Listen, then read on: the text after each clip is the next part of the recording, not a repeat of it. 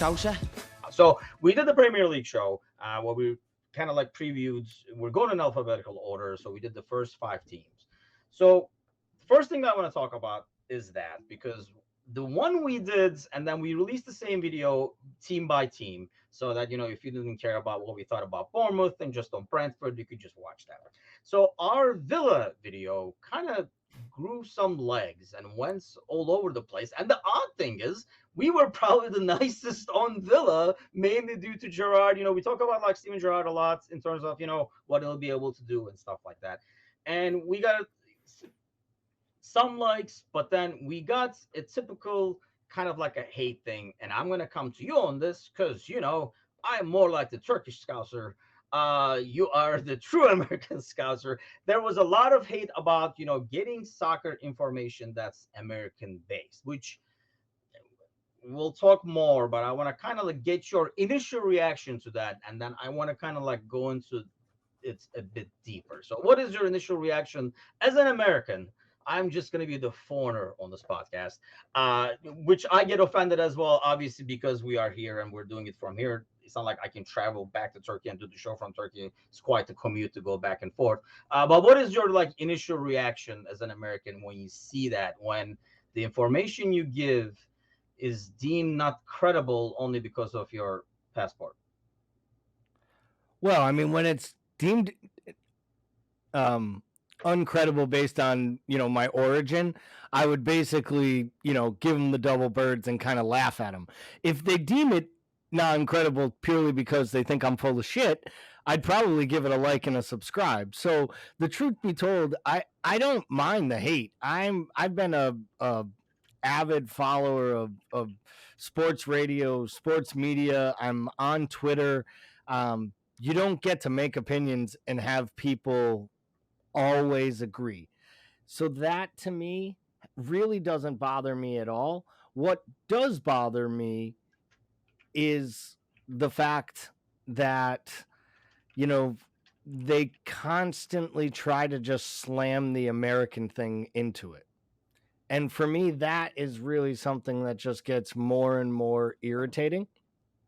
And I'm not really sure why where you live has any bearing. And I think the idea that they like to just say, you come from a land where soccer doesn't exist, or, you have no football IQ because your country has no football knowledge.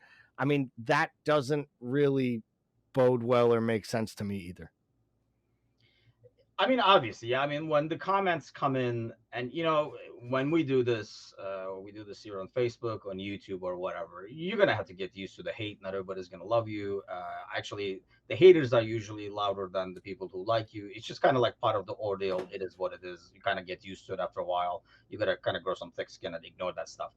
I guess my thing is, and it kind of goes back to when I way back first started American Scouser. One of the things I was thinking of was, when we were coming up with the name, I wanted something more unique to Liverpool. That's where like the American Scouser thing came from. And let's face it, and I mean, you joined us later as we were like growing the site, but especially initially, we got a ton of hate for that. People saying we were Americans, so we didn't know what we were, talking about. We didn't know what it meant and stuff like that.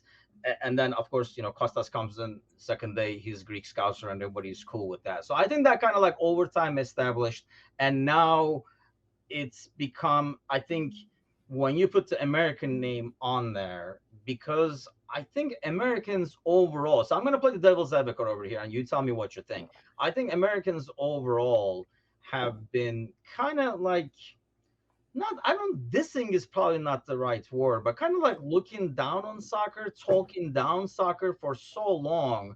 I think for fans of the sport, it's almost like a uphill battle, it feels like, doesn't it? Sure. And I think anytime you need to look for validation or get credibility, that can come into play.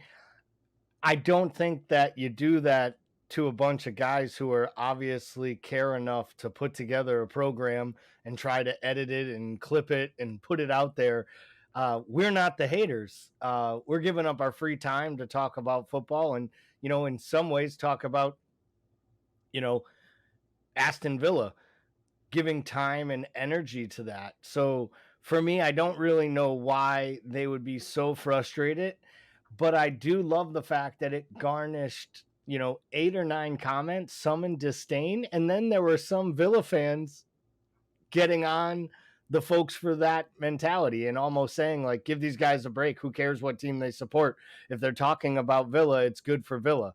So, I'm a big firm believer when you're in this type of industry, whether it's a volunteer passion project or you're getting paid, you want 50% of the people to like you, 50% of the people to hate you, and then 100% of the people don't change the channel.